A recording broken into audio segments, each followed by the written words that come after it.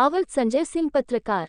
PWD मंत्री doctor Banwari Lal के कार्यकर्ता सम्मेलन व तीज उत्सव में बनवारी लाल ने विरोधियों को दिखाई ताकत। अच्छी खासी रही महिलाओं की भागीदारी।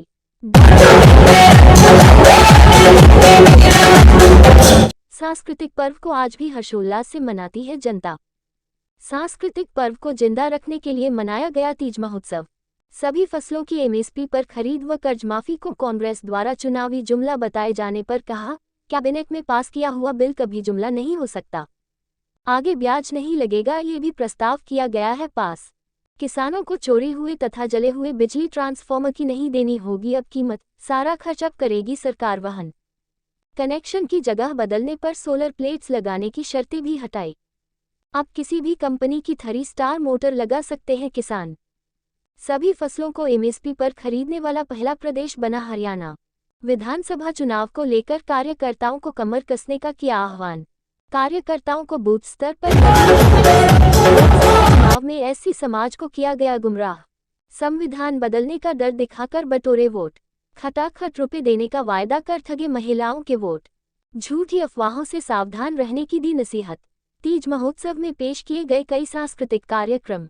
तीज महोत्सव में महिलाओं ने लिया बढ़ चढ़कर भाग। इस मौके पर भाजपा के पूर्व प्रदेश महासचिव वीर कुमार यादव, भाजपा जिला अध्यक्ष वंदना पोपली, महिला जिला अध्यक्ष डॉक्टर कविता गुप्ता, भाजपा नेत्री मुकेश यादव,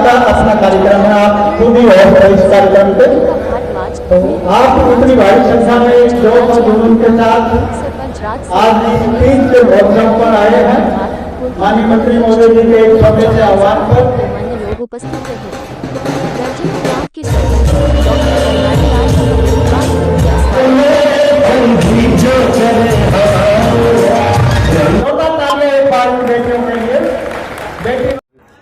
देखिए, सबसे पहले तो रेवाड़ी के जो विधायक हैं वो चिरंजीव राव हैं और जो सरकार है वो भारतीय जनता पार्टी की है। भारतीय जनता पार्टी की सरकार सबका साथ सबका विकास के बारे में बात भी करती है और उस पर विश्वास रखती है और उसी तर्ज पर जितने भी विधायक हैं, चाहे पक्ष के हैं या विपक्ष के हैं, सभी को एक अमाउंट भी दिया गया था तकरीबन 15 करोड़ का, ताकि अपने एरिया में जो भी लोगों के काम हैं वो करवा सकें। मेरा सीधा सीधा प्रश्न चिरंजीव राव जी से यही है कि उसमें से कितना अमाउंट उन्होंने खर्च किया। जहाँ तक मुझे जानकारी है तकरीबन 60% जो प्रोजेक्ट्स हैं उन्होंने इस अमाउंट के दिए हैं और बाकी अभी तक क्यों नहीं दे पाए उसका जवाब दे दें। और दूसरी बात मैं ये भी कहना चाहूँगी कि उनके पिताजी 6 बार लगातार एमएलए रहे हैं रेवाड़ी से, तो आज जब वो देखते हैं कि भारतीय जनता पार्टी इतना अच्छा काम कर रही है तो तुलनात्मक जब अध्ययन करते हैं तो जनता में किस प्रकार से जाते हैं। और तीसरा और अंतिम प्रश्न मेरा यही है कि जब तक उनके पिताजी विधायक रहे, मंत्री रहे, उनकी हुड्डा जी के साथ कभी नहीं बनी और आज भी कहीं ना कहीं राजनीतिक गलियारों में ये चर्चा है कि शायद उनकी टिकट भी कट सकती है, तो उसको लेकर वो जनता में किस प्रकार से जाते हैं। देखिए, जहाँ तक वायदों की बात है, हम सबको मालूम है कि चिरंजीव राव जब भी विधानसभा में गए उन्होंने हमेशा एक ही प्रश्न उठाया, एम्स का। कहीं ना कहीं क्रेडिट लेने की कवायद थी, कभी भी जनता के प्रश्न उठाते हुए नहीं दिखाई दिया। और ये तो पूरी कांग्रेस की बात है कि जैसे कोई बात आती है तुरंत वो वॉकआउट कर जाते हैं। तो ना कभी सड़क पर दिखाई दिए, ना कभी रेवाड़ी में दिखाई दिए। गुड़गांव में ज़रूर रहते होंगे लेकिन जनता के बीच में कहीं नहीं दिखाई दिए, तो उसका भी जवाब कहीं ना कहीं उनको देना चाहिए। ट्रेडिशनल त्यौहार है तीज, उस तीज के त्यौहार को जिंदा रखने के लिए हमने आज अपने विधानसभा के अंदर एक तीज महोत्सव का प्रोग्राम और साथ से अंदर हमारे जो कार्यकर्ता सम्मेलन भी हमने रखा हुआ था। तो आज सबसे पहले तो मैं आपके चैनल के माध्यम से सभी प्रदेशवासियों को तीज की बहुत बहुत बधाई देता हूं।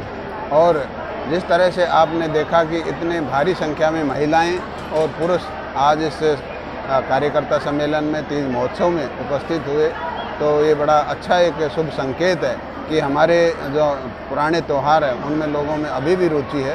तो बहुत अच्छा लगा और ये प्रोग्राम जिस तरह से 11 बजे शुरू हुआ था, लगभग 2 बज गए और अभी भी लोग काफ़ी संख्या में हम मौजूद। देखो, अभी चुनाव में ज़्यादा समय नहीं बचा है, अगले 2 महीने के अंदर चुनाव हो जाना है और ये 2 महीने हम सब कार्यकर्ताओं को हर वोटर के पास जाकर के, हर बूथ पर जाकर के हमें उनको संपर्क करना है, क्योंकि राजनीति के अंदर जितना संपर्क होता है उतना ही फायदा होता है।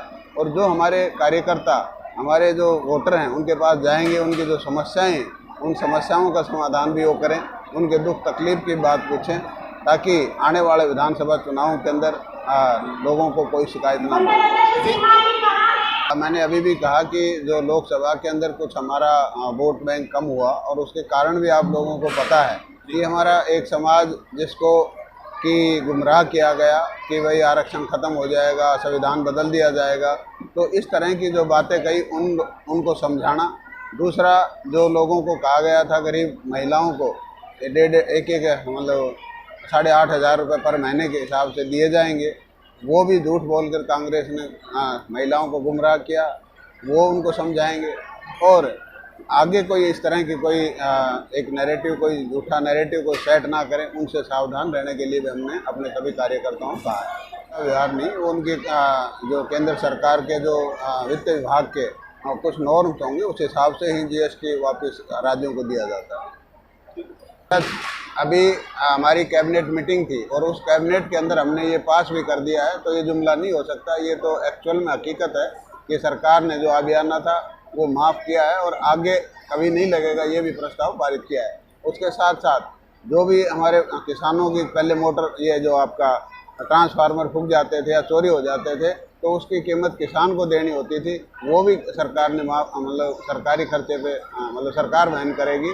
और दूसरे, मान लो कोई अपना कनेक्शन शिफ्ट करना चाहे, उस पर भी सोलर की कंडीशन थी, वो भी हटा दी। और जो 3 स्टार मोटर थी वो कुछ ही कंपनियों की थी, अब माननीय मुख्यमंत्री जी ने, नायब सैनी जी ने कहा है कि भाई आप किसी भी कंपनी के 3 स्टार मोटर लगा सकते हैं। तो किसानों के हक में बहुत से ऐसे फैसले किए हैं। और 14 MSP की फसल पहले खरीदते थे और अब 10 और खरीदेंगे। इसका मतलब यह है कि कोई भी हम मतलब हर फसल MSP पर हरियाणा के अंदर खरीदेंगे, और ये हरियाणा देश के अंदर पहला प्रदेश है जो कि हर फसल को MSP पर खरीदेगा।